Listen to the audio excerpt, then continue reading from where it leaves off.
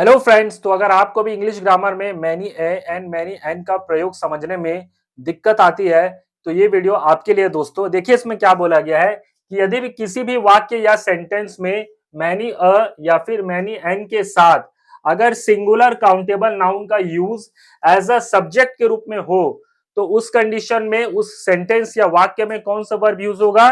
Singular verb use होगा। ठीक है फ्रेंड्स, प्लूरल वर्ब यूज नहीं होगा, सिंगुलर वर्ब यूज होगा। और सिंगुलर काउंटेबल नाउन का डेफिनेशन क्या है? वो नाउन जो कि सिंगुलर यानी कि सिंगल हो और जिसे काउंट किया जा सकता है नंबर्स में, जैसे कि 1 2 3 इस प्रकार से। ठीक है फ्रेंड्स, तो सिंगुलर काउंटेबल नाउन का बेसिक डेफिनेशन क्या है? जिसे आप काउंट कर सकते हो नंबर्स के थ्रू, लाइक 1 2 3, और जो सिंगुलर फॉर्म में हो, जो सिंगल फॉर्म में हो, उसे सिंगुलर काउंटेबल नाउन कहते हैं। जब हम इसको एग्जांपल से समझेंगे तो आपको और बेटर समझ आएगा। पहले आप इतना नोट कर लीजिए। सो फ्रेंड्स, अब हम लोग एग्जाम्पल देखते हैं। देखिए इसमें क्या बोला गया है कि many a boy goes to school, कई लड़के स्कूल जाते हैं, इसका हिंदी मीनिंग है। ठीक है फ्रेंड्स, तो देखिए यहाँ पर मैनी अ यूज हो रहा है, साथ ही में बॉय है।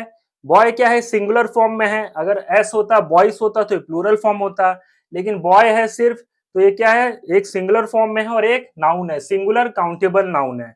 बॉय यानी लड़के को हम गिन सकते हैं, एक लड़का, दो लड़का, तीन लड़का, चार लड़का, ऐसे।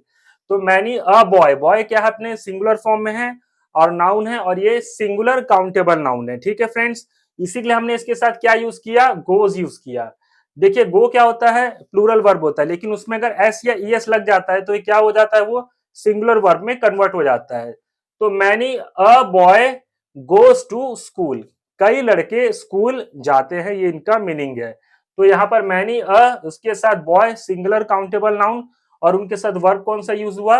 सिंगुलर वर्ब गोज यूज हुआ। ठीक है फ्रेंड्स, तो ये सेंटेंस कैसा है? सही सेंटेंस है। अगर यहाँ पर गो यूज करते तो क्या सही होता? नहीं, वो गलत हो जाता। क्यों?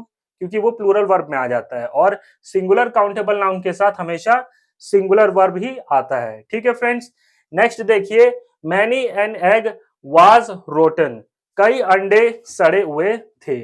मैनी एन है, एन के साथ वॉवेल्स वाला ई आ रहा है, इसी के लिए हमने क्या यूज किया? एग यूज किया। एन है तो इसी के लिए हमें ऐसा शब्द यूज करना है जो ई से स्टार्ट होता है, वोवल से।